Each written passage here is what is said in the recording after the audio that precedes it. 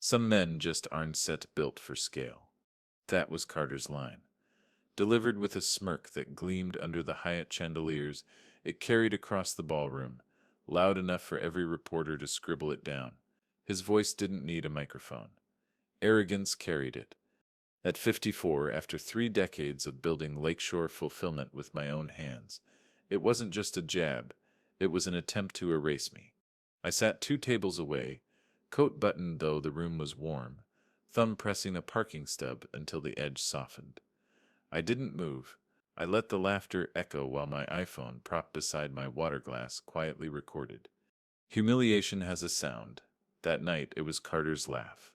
Before we continue, please subscribe to the channel and tell us where you're listening from. Because what I'm about to tell you isn't just a story about betrayal, it's about legacy, justice, and the exact moment humiliation turned into a plan. Back home, the furnace ticked against the November chill, steady as an old man's cough. I dropped my coat, loosened my tie, and sat at the dining table with the photograph that kept me grounded. Cedar Lake, our retirement house. That place wasn't just walls. It was collateral for the line of credit I'd taken to expand our Joliet warehouse. If Carter's words were true, if I wasn't built for scale, then losing didn't mean pride. It meant losing my future. I began sorting suppliers' statements, the nightly ritual of a man running a business that never sleeps. Paper edges scraped my fingers as I shuffled. And that sets when I saw it. A crumpled invoice, misdelivered, Carter's logo in the corner, smudged ink from someone else's thumb. It read, Emergency Repair, $2,800, dated November 3rd. Emergency meant downtime. Downtime meant breach. Breach meant debt. I held it up to the yellow lamplight, pulse slowing. The sting of Carter's Hyatt line softened into calculation. The ballroom had been his stage, but this invoice, this slip of paper, it was a fuse. The next morning, I couldn't stop touching it. My thumb smoothed the crease until it felt like a coin worn down with age. At the office, forklifts beeped on the dock, fluorescent lights buzzing overhead. Priya, my operations manager, noticed me staring. She slid coffee across my desk. Bad delivery? Wrong address, I said. But inside I thought, right address, right time. That Hyatt laugh kept replaying. The way his shoulders shook, the way he checked to see if the crowd caught it. He wanted history to record me as failure. But history is written in ink, and I had ink in my hands. That evening I drove past Cedar Lake. The house sat quiet, roof powdered in frost. I parked across the street, heater humming, and stared. I thought about Erin, how Carter had stolen her years ago, and how betrayal multiplies first love, then business, now legacy. I whispered to myself. Not this time. My phone buzzed with a news alert. Carter's Hyatt quote was already online, his grin captured forever. I flipped the phone face down and gripped the steering wheel until my knuckles burned white. Humiliation had a date, November 6th, Hyatt Ballroom. But proof had one too, November 3rd, $2,800 repair. Dates matter, paper matters. Humiliation, when paired with proof, doesn't stay humiliation for long. By the weekend, I'd replayed the Hyatt recording a dozen times. Not to torture myself, to memorize the sound of arrogance, the clinking forks, the scribbling pens, Carter's laugh. I slipped the invoice into a folder, underlined the date in red, and wrote one word beside it, fuse. I didn't know how big the explosion would be. But I knew one thing, humiliation would not be my last act. At 2:14 a.m., the furnace clicked again. That sound had become a clock for my insomnia. Each tick was a reminder of Carter's laughter echoing across the Hyatt ballroom, the same laugh that still felt lodged in my ribs. I lay in bed staring at the ceiling, November frost creeping against the window pane, Erin's face drifting back into memory. I hadn't seen her in years, but humiliation digs up ghosts. She had been the first thing Carter ever stole from me. Now he wanted the last, my company, my legacy, my house by Cedar Lake. My body ached like iron cooling after a forge, every joint stiff with humiliation and fury. Sleep wasn't coming. By morning, I was already at the office. The fluorescent lights hummed overhead, forklifts reversing with shrill beeps. I opened my desk drawer, pulled out the crumpled invoice dated November 3rd, and smoothed it flat like scripture. Priya walked in quietly, set a steaming cup of coffee on my desk, and glanced at the paper. "You've been staring at that thing for 2 days." I slid it toward her. She adjusted her glasses, studied the print, and looked up at me. "Mockery is noise," she said. "Covenants are math." Her words landed like steel. She reached for the printer, hit a few keys, and soon a fresh sheet of ratios slid out. Black toner, still warm, sharp smell of chemicals clinging to the page. "This is what matters. He breaches, the bank comes calling. That SIP's not an insult. That SIP's arithmetic." I held the page, its edges still hot, and let my thumb trace the numbers. That afternoon, my phone buzzed. One of my drivers, old Earl, had sent me a photo. Carter at the docks, sleeves rolled up, raging at his own men. Conveyor belts wrapped in yellow caution tape. Pallets stacked like tombstones. Timestamp November 7th, 3:12 p.m.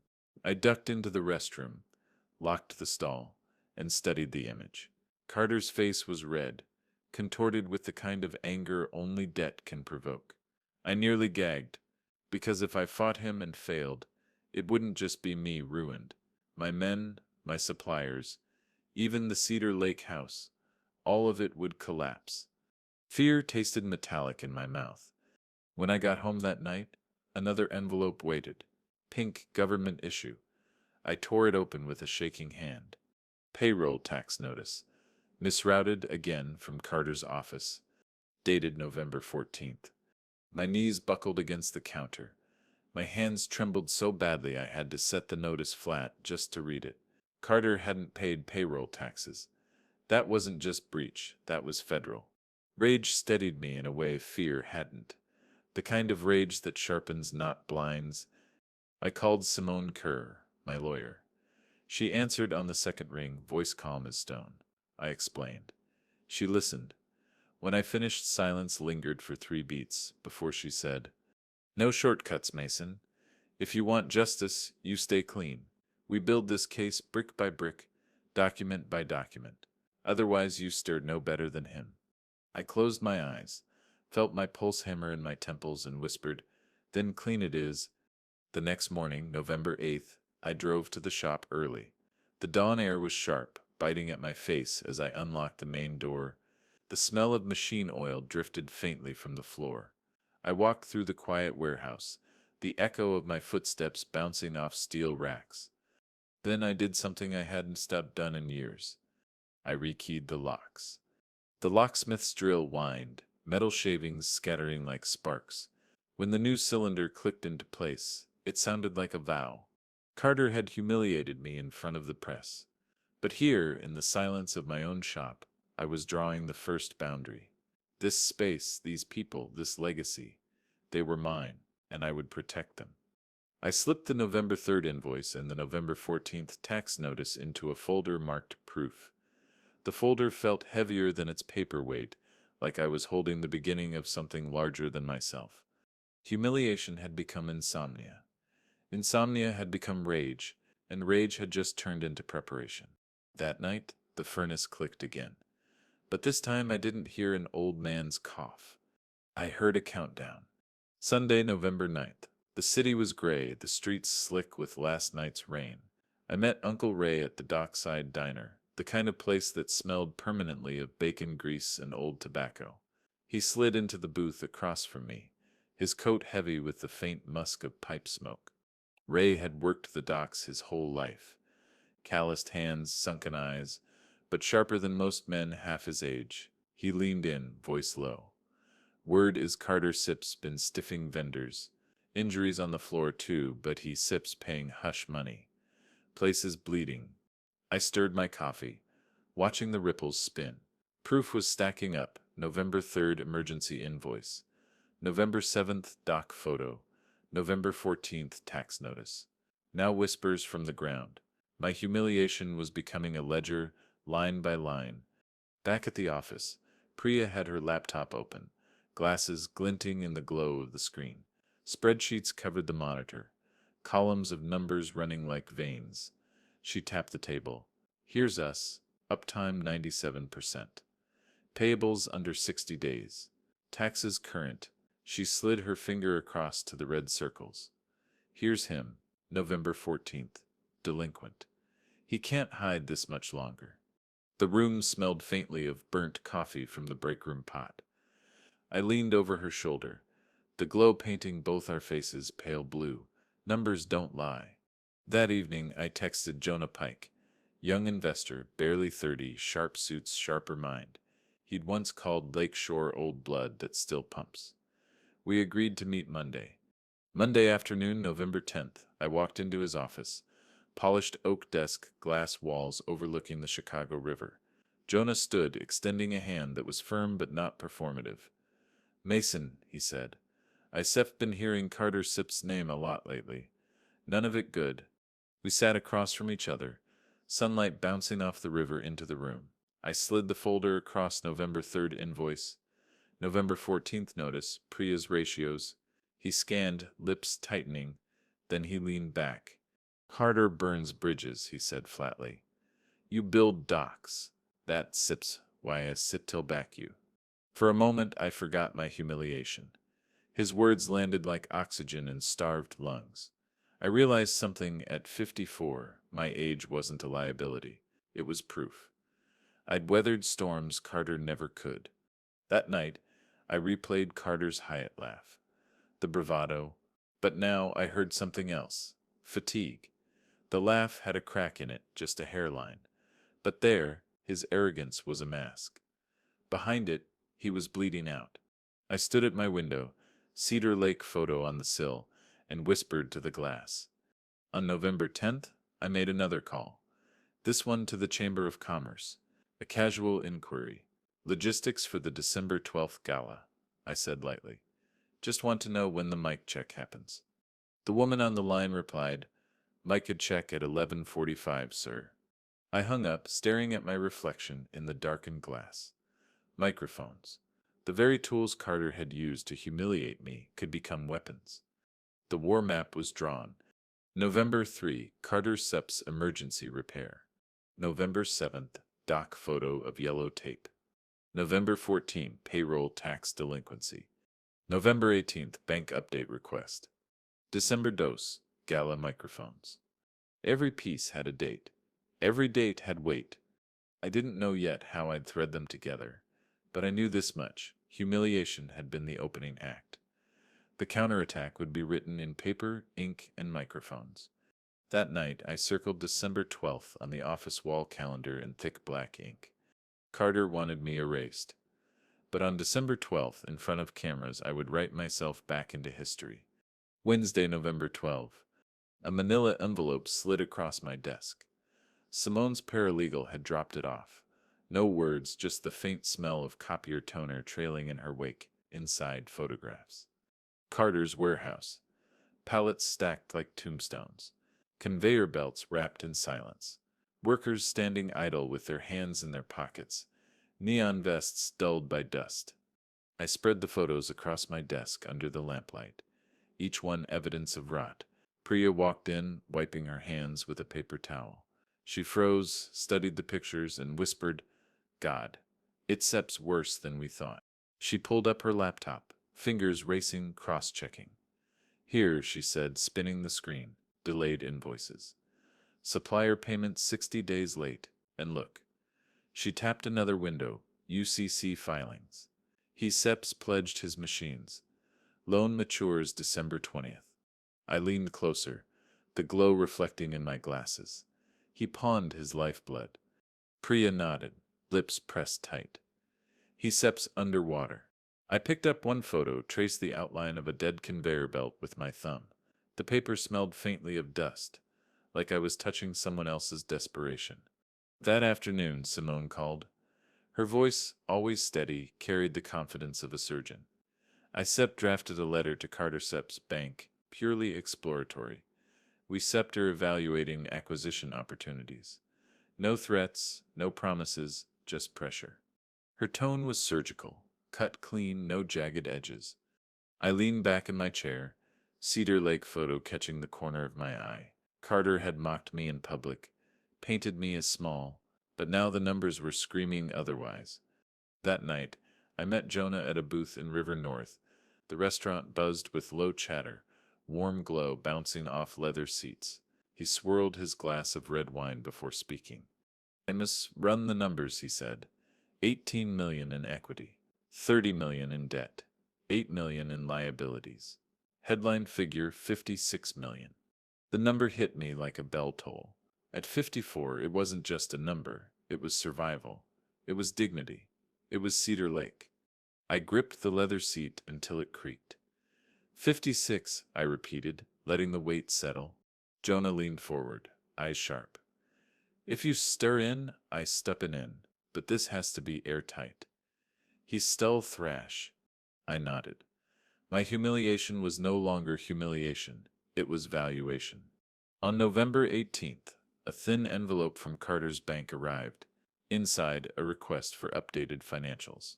The date printed in bold November 18th. I held it in my hands, the paper biting into my thumb. Proof the clock was ticking. Carter wasn't just bleeding, the bank was smelling the wound. I slipped the letter into the folder marked proof. The ledger grew heavier. Nov 3, emergency repair invoice. Nov 7, doc photo. November 14th, payroll tax notice. November 18th, bank financials request. Each page was a stone. Together, they were a wall. By the end of the week, Simone emailed me a sanitized term sheet. Clean, clinical, every clause polished to perfection. She wrote, "This is pressure without poison. Numbers don't sit lie." I sat at my desk late that night, the office empty, machines humming faintly in the distance. I opened the document, the glow of the monitor flickering against the dark glass of the window. My reflection looked older, worn, but not broken. I thought of Carter at Hyatt, smirking, reporters leaning forward, pens scratching. Then I thought of this term sheet, quiet, bloodless, factual. The Hyatt ballroom had been noise. This was truth. I closed the folder, slid it into the desk drawer, and whispered to myself, "Numbers don't lie. And when the numbers are this clear, neither do the consequences." Thursday, November 20th. The morning air bit through my coat as I walked into the warehouse. A vendor maintenance log sat waiting on my desk, sealed in a brown envelope. I slid it open with my thumb and unfolded the pages. There it was, November 3rd, bearing failure. Logged by a mechanic. The handwriting shaky but firm. The union steward had notarized it on November 22nd. Pen strokes uneven yet resolute. The paper smelled faintly of ink and machine oil. Proof wasn't abstract anymore. It was in my hands. I whispered, "Justice has a scent." Later that afternoon, I sat in a corner booth at a coffee shop, steam curling from my cup.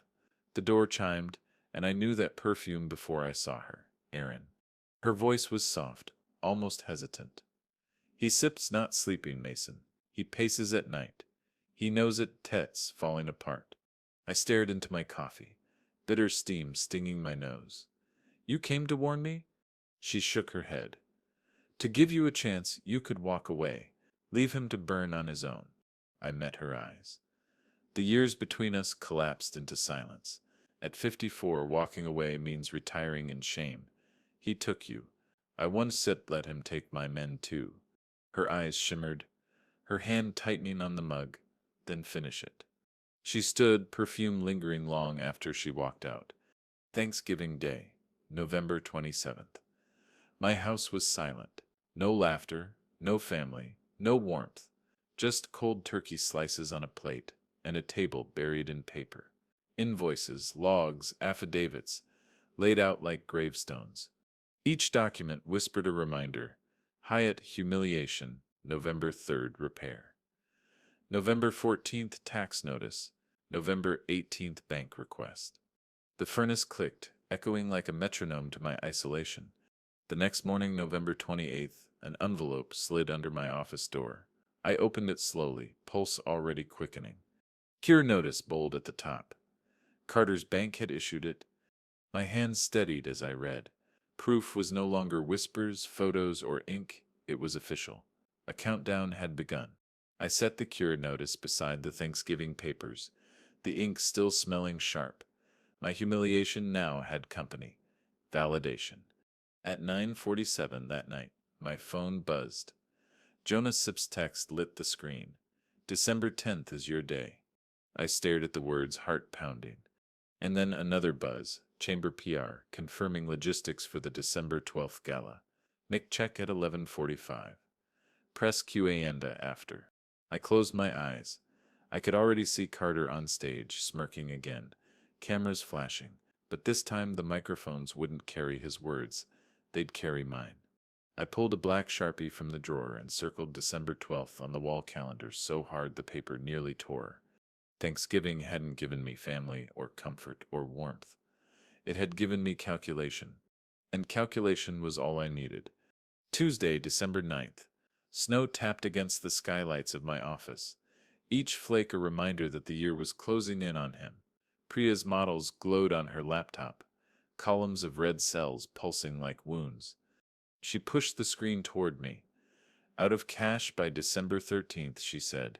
Even if he sells assets, it won't set matter. He sets drowning. I rubbed my thumb against the corner of a printout until the paper softened. She nodded. Hard. December 10th. Carter Sepsis. He greeted me with warmth that felt painted on. Navy suit pressed sharp, but shadows pooled under his eyes. He was tired. Even his handshake felt like a grip rehearsed too many times. Mason, he said smoothly. I've been thinking.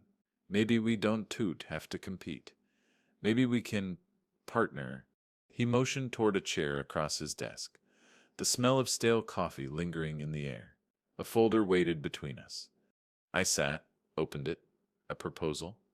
His numbers dressed up like a Christmas tree, shiny on the surface but hollow beneath. I glanced up. He smiled too wide. We could do big things together. Scale, market share. Why tear each other apart? His tone dripped with the same bravado he'd worn at Hyatt, but I heard it now, the crack beneath. Desperation wrapped in silk. I folded the page slowly, the paper rough against my palm. You couldn't afford my staplers, I said flatly. The smile faltered. For a heartbeat, the mask slipped. His jaw twitched, his eyes darted. Then the grin returned, but thinner. You shall regret that. I stood, coat brushing against the chair. Maybe, but not today. Across the street, in Simone's office, a very different folder waited. The real term sheet. Jonah's signature already on the line. By sunset the ink was dry. $56 million committed. Simone slid the signed agreement across her polished desk. It's done, she said. The paper smelled faintly of toner, the ink still fresh enough to smudge.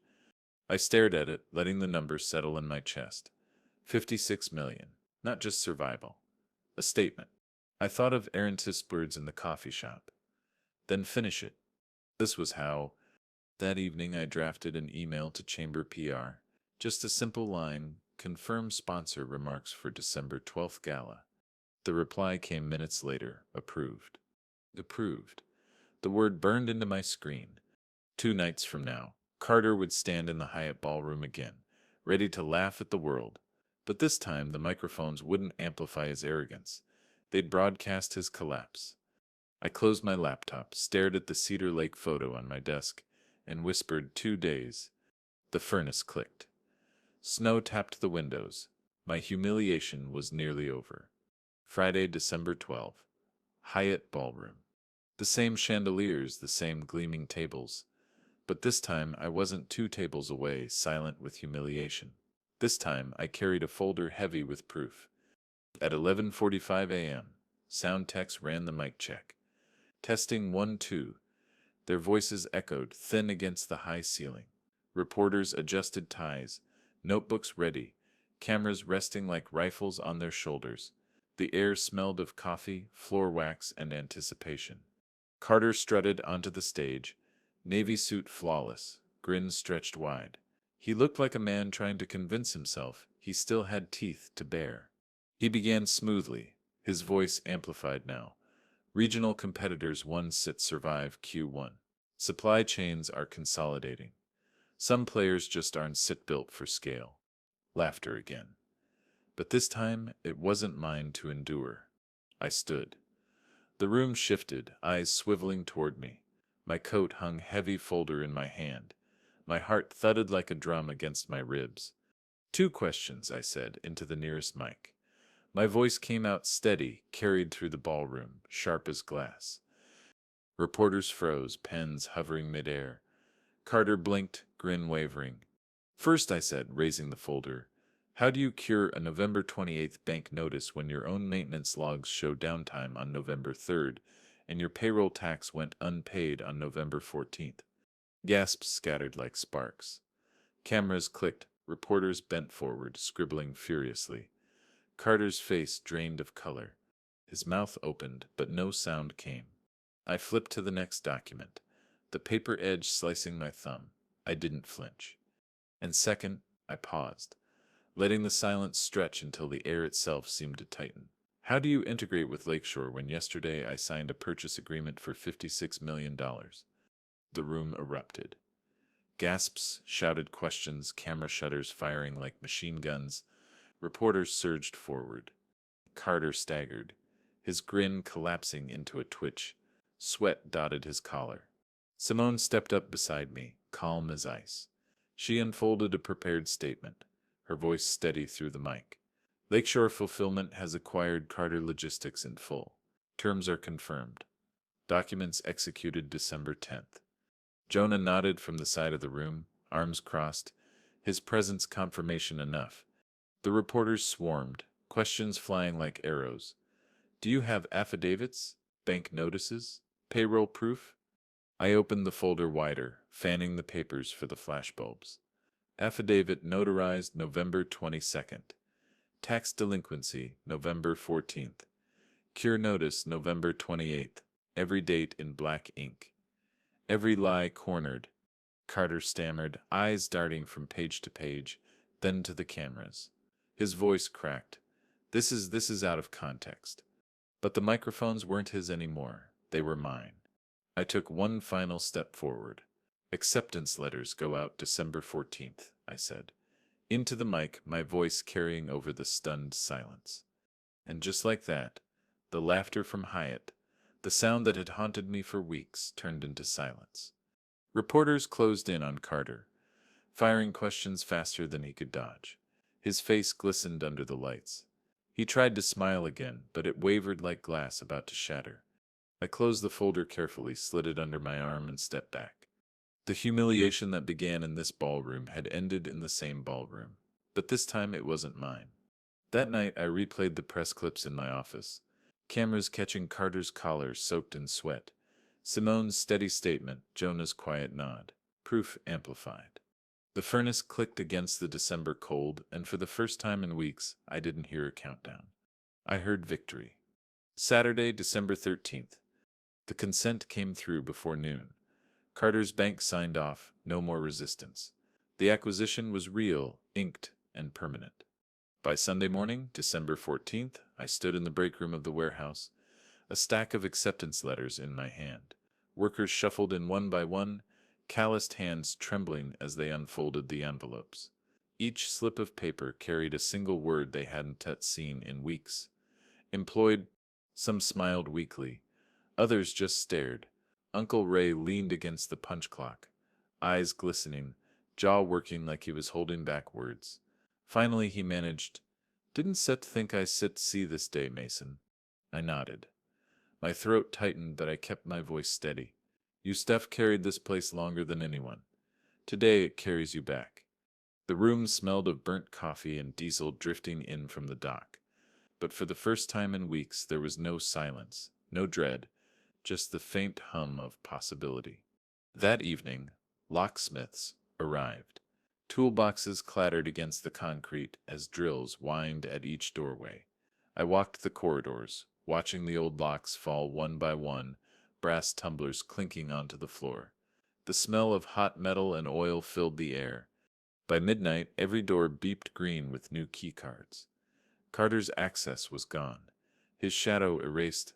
I stood in the hallway watching the green light flash. To anyone else, it was just a lock changing hands.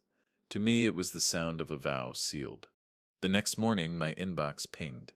Carter's lawyer had sent a message, pages of bluster, threats, posturing. I forwarded it to Simone. Her reply came within the hour. Calm and cold as winter air, 3 attachments. November 3rd log. November 14th tax notice. November 28th cure notice. No venom, no insults, just facts. Each page signed in ink. Her subject line was a single word response. That was how justice worked. Paper, not rage. Ink, not fire. That afternoon I walked the factory floor. The yellow caution tape that had once sealed machines now lay coiled in a trash bin. Belts hummed again. Pallets moved. Workers nodded as I passed, some with tears brimming in their eyes. The sound was no longer silence. It was machinery waking from coma. I placed my hand on the steel frame of the nearest conveyor, felt the vibration in my palm, and closed my eyes. This was what survival sounded like. Tuesday, December 16th, at 9:22 a.m. I refreshed my online banking portal. My palms were damp against the mouse, breath shallow as the spinning icon loaded. And then it appeared. Funds received $56 million. The wire hit. The numbers glowed on the screen like neon against the gray of morning. My heart hammered so loud I swore the whole office could hear it. 9 minutes later, at 9:31, Simone called. "Consent recorded," she said crisply. Her voice didn't waver, but I could hear the satisfaction underneath. At 9:40, I signed the CEO acceptance form. The pen pressed deep into the paper, the smell of fresh ink sharp against my nose. I held the page up to the light and thought, permanence. The company was mine, not Carter's, not the bank's, mine. That afternoon, I called a press briefing. We gathered in the loading bay, heaters humming against the December cold. Reporters filed in, boots squeaking against concrete, breath fogging the air. I stepped up to the mic, the same kind that had carried Carter's arrogance weeks ago. "We still pay on time." I began, voice steady, echoing off the steel racks. "We still fix safety. No more skipped payroll, no more games." Flashbulbs lit the bay. A reporter raised his hand. "Is this revenge?" The word hung there. Revenge.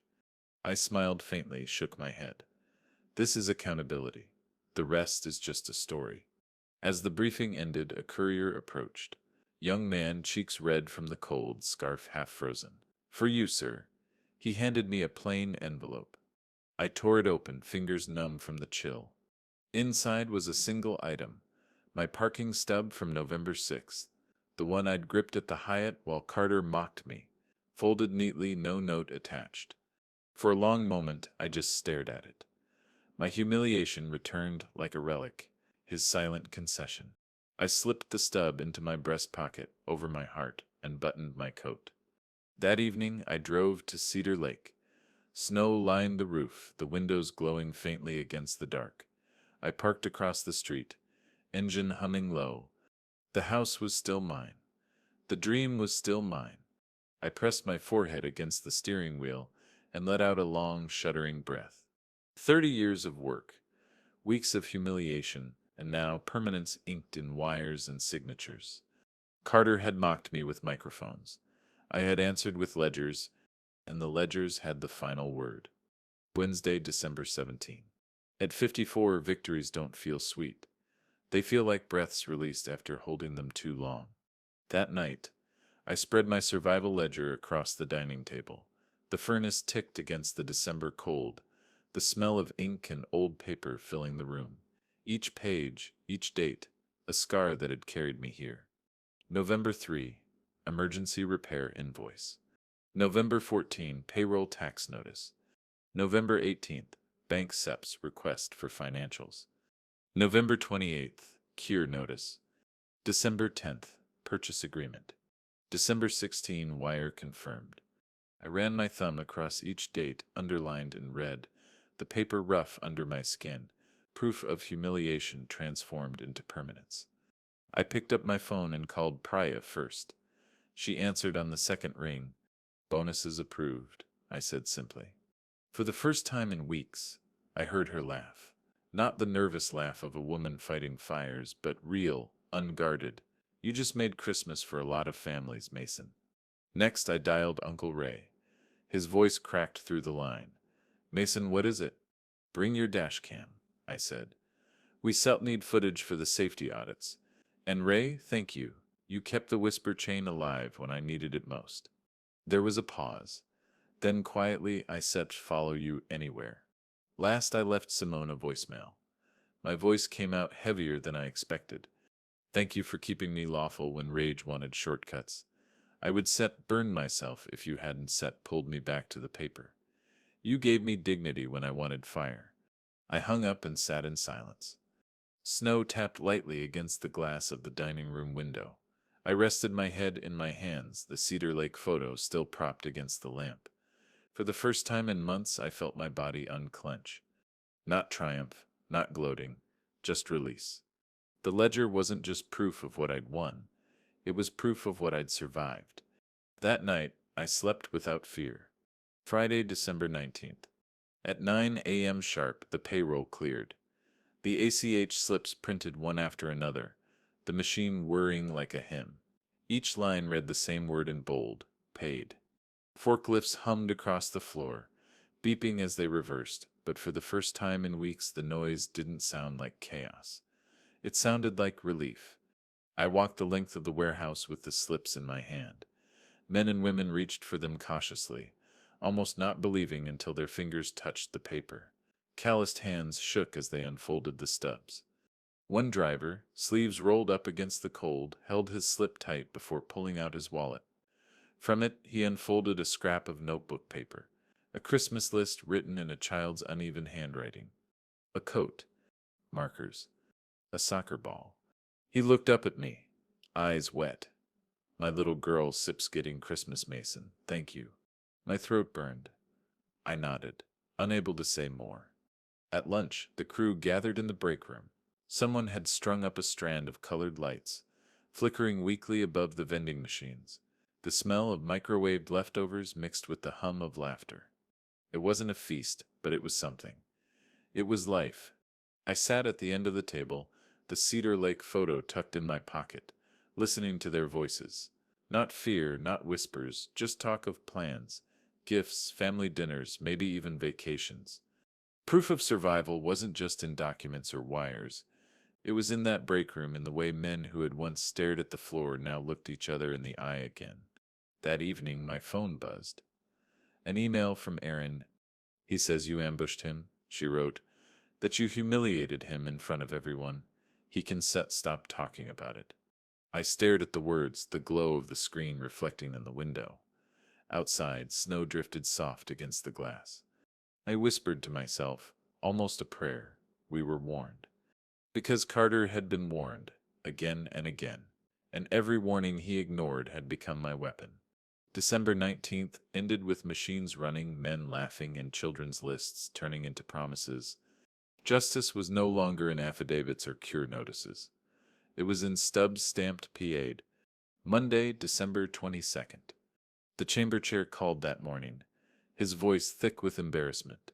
Mason, I owe you an apology for the Hyatt chaos. That should never have happened under our roof. I kept my reply simple.